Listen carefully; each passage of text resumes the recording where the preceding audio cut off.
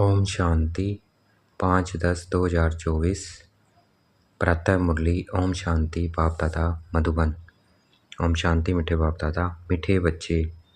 हाँ जी मीठे बाबा, बाबा आया है तुम बच्चों से दुख धाम का संन्यास कराने। यही भेद का संन्यास है। बाबा आए हैं हमें दुख धाम का संन्यास कराने। यही भेद का संन्यास है। प्रश्न है, उन सन्यासियों के सन्यास में और तुम्हारे सन्यास में मुख्य अंतर क्या है? उन सन्यासियों के सन्यास में और तुम्हारे सन्यास में मुख्य अंतर क्या है? उत्तर, वे सन्यासी घर बार छोड़कर जंगल में जाते हैं, लेकिन तुम घर बार छोड़कर जंगल में नहीं जाते हो। घर में रहते हुए सारी दुनिया को कांटों का जंगल समझते हो। तुम बुद्धि से सारी दुनिया का सन्यास करते हो। ओम शांति। रूहानी बाप बैठ रूहानी बच्चों को रोज रोज समझाते हैं, क्योंकि आधा कल्प के बेसमझ है ना, तो रोज रोज समझाना पड़ता है। पहले पहले तो मनुष्य को शांति चाहिए। आत्माएं सब असूल रहने वाले भी शांति धाम की है। बाप तो है ही सदैव शांति का सागर। अभी तुम शांति का वर्षा प्राप्त कर रहे हो। कहते हैं ना शांति देवा, अर्थात हमको इस सृष्टि से अपने घर शांति धाम में ले जाओ अथवा शांति का वर्षा दो। देवताओं के आगे अथवा शिव बाबा के आगे जाकर कहते हैं कि शांति दो, क्योंकि शिव बाबा है शांति का सागर। अभी तुम शिव बाबा से शांति का वर्षा ले रहे हो। बाप को याद करते करते तुमको शांति धाम में जाना है जरूर। नहीं याद करेंगे तो भी जाएंगे जरूर। याद इसलिए करते हो कि पापों का बोझा जो सिर पर है वह खत्म हो जाए। शांति और सुख मिलता है एक बाप से, क्योंकि वह सुख और शांति का सागर है। वह चीज ही मुख्य है। शांति को मुक्ति भी कहा जाता है, और फिर जीवन मुक्ति और जीवन बंधन बंध भी है। अभी तुम जीवन बंध से जीवन मुक्ति हो रहे हो। सतयुग में कोई बंधन नहीं होता है। गाया भी जाता है सहज जीवन मुक्ति व सहज गति सदगति।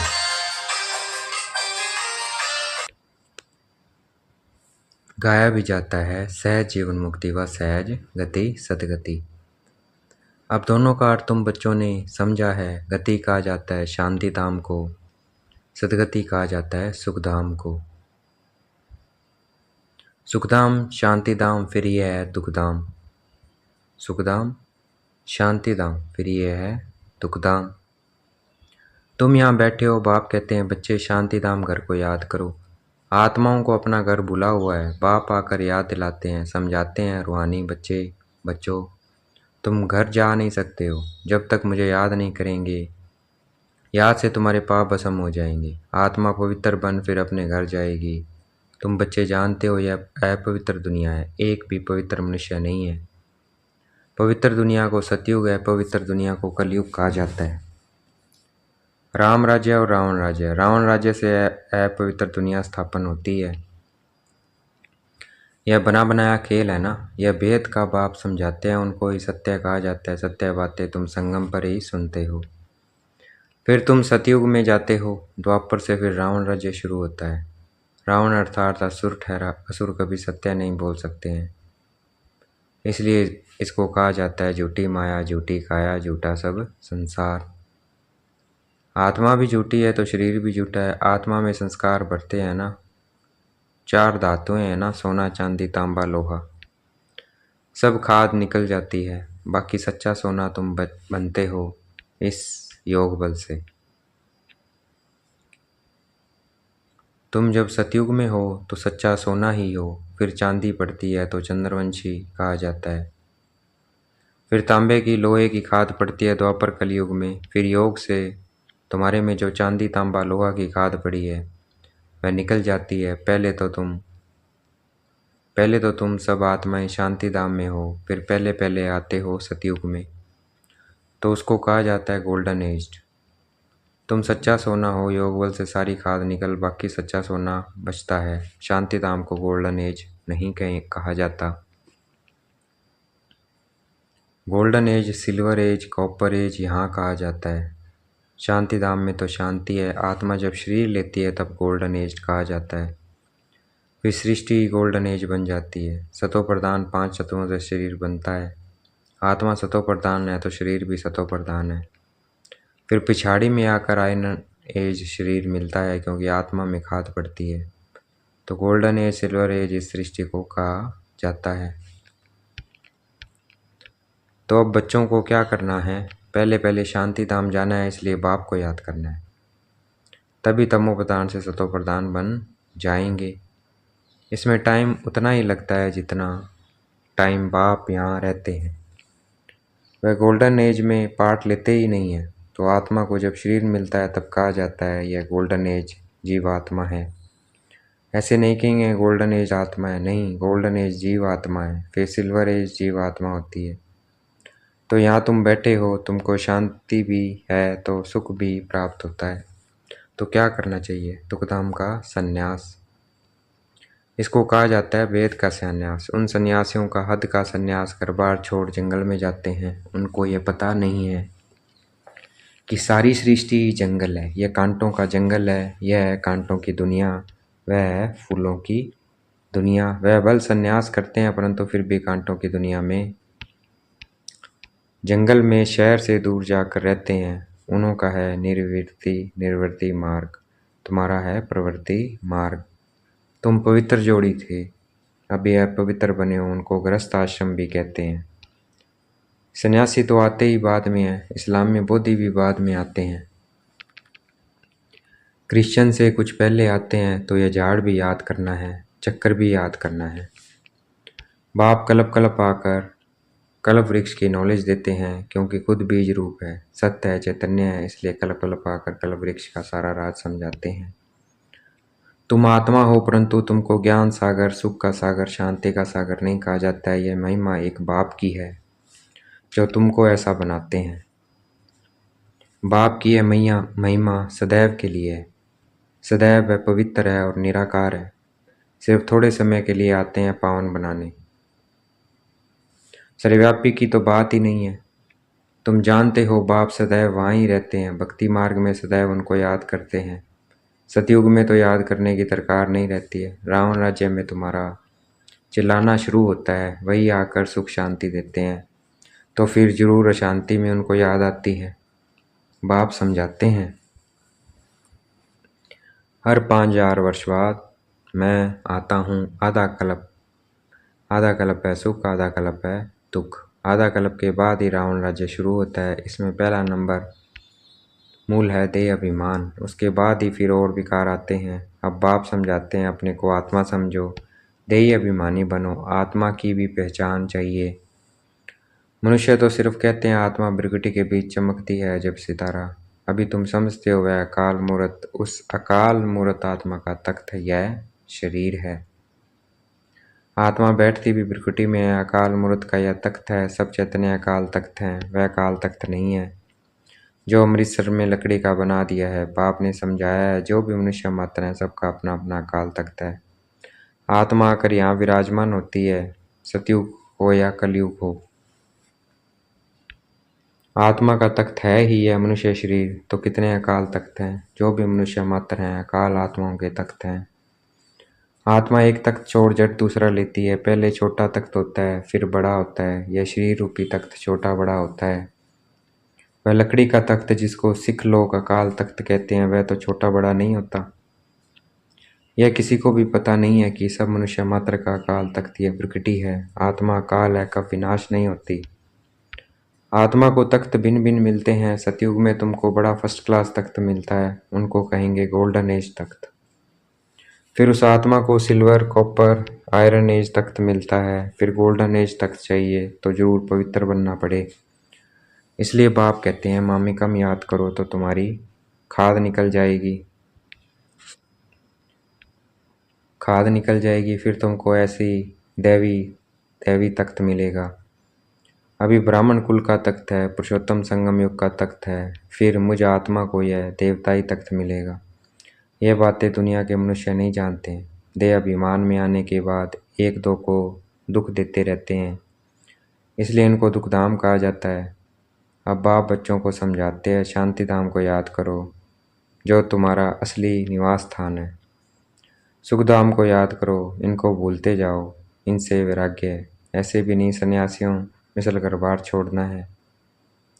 बाप समझाते हैं वह एक तरफ अच्छा है दूसरी तरफ बुरा है, तुम्हारा तो अच्छा ही है। उनका हठ योग अच्छा भी है बुरा भी है, क्योंकि देवताएं जब वाम मार्ग में जाते हैं तो भारत को थामने के लिए पवित्रता जरूर चाहिए, तो उसमें भी मदद करते हैं। भारत ही अविनाशी खंड है, बाप का भी आना यहाँ होता है। तो यहाँ पर वेद का बाप आते हैं, वह सबसे बड़ा तीर्थ हो गया ना। सर्व की सदगति बाप ही आकर करते हैं, इसलिए भारत ही ऊंच से ऊंच देश है।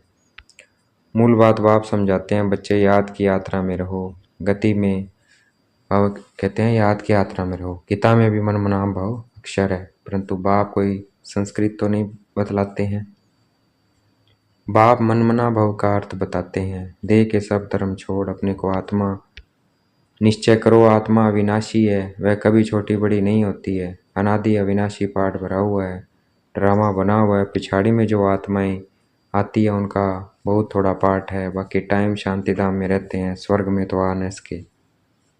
पिछाड़ी को आने वाले वहाँ ही थोड़ा सुख, वहाँ ही थोड़ा दुख पाते हैं। जैसे दिवाली पर मच्छर कितने ढेर निकलते हैं, सुबह को उठकर देखो तो सब मच्छर मरे पड़े होंगे। तो मनुष्य का भी ऐसे है, पिछाड़े में आने वालों की क्या वैल्यू हो रहेगी, जैसे जानवर मिसल ठहरे। तो बाप समझाते हैं यह सृष्टि का चक्कर कैसे फिरता है। मनुष्य सृष्टि रूपी झाड़ छोटे से बड़ा, बड़े से छोटा कैसे होता है। सतयुग में कितने थोड़े मनुष्य, कलयुग में कितने वृद्धि को झाड़ बड़ा हो जाता है। मुख्य बात बाप ने इशारा दिया है, गृहस्थ व्यवहार में रहते माँ में कम याद करो, 8 घंटा याद में रहने का अभ्यास करो। याद करते करते आखिर इन पवित्र बन बाप के पास चले जाएंगे तो स्कॉलरशिप भी मिलेगी। पाप अगर रह जाएंगे तो फिर जन्म लेना पड़े, सजाएं खाते हैं, फिर पद भी कम हो पड़ता है। हिसाब किताब चुकतू तो सबको करना है, जो भी मनुष्य मात्र हैं अभी तक भी जन्म लेते रहते हैं। इस समय देखेंगे भारतवासियों से कृष्ण की संख्या ज़्यादा है, वह फिर सेंसिबल भी है। भारतवासी तो 100% सेंसिबल थे, सो अब फिर सेंसिबल बन गए हैं, क्योंकि यही 100% सुख पाते हैं, फिर 100% दुख भी यही पाते हैं, वह तो आते ही पीछे हैं। बाप ने समझाया है क्रिश्चियन डिनाइस्टी का श्री कृष्ण डिनाइस्टी से कनेक्शन है। कृष्ण ने राज्य छीना, फिर क्रिश्चियन डिनाइस्टी से ही राज्य मिलना है। इस समय क्रिश्चियन का जोर है, उन्हों को भारत से ही मदद मिलती है। अभी भारत भूख मरता है तो रिटर्न सर्विस हो रही है। यहाँ से बहुत धन, बहुत हीरे जवाहरात आदि वहाँ ले गए, बहुत धनवान बने हैं, तो अब फिर धन पहुँचाते रहते हैं, उनको मिलने का तो है नहीं। तो अब तुम बच्चों को तो कोई पहचानते नहीं है, अगर पहचानते तो आकर राय लेते। तुम हो ईश्वरीय संप्रदाय, जो ईश्वर की राय पर चलते हो, वही फिर ईश्वर संप्रदाय से दैवी संप्रदाय बनेंगे, वे क्षत्रिय वैश्य शूद्र संप्रदाय बनेंगे।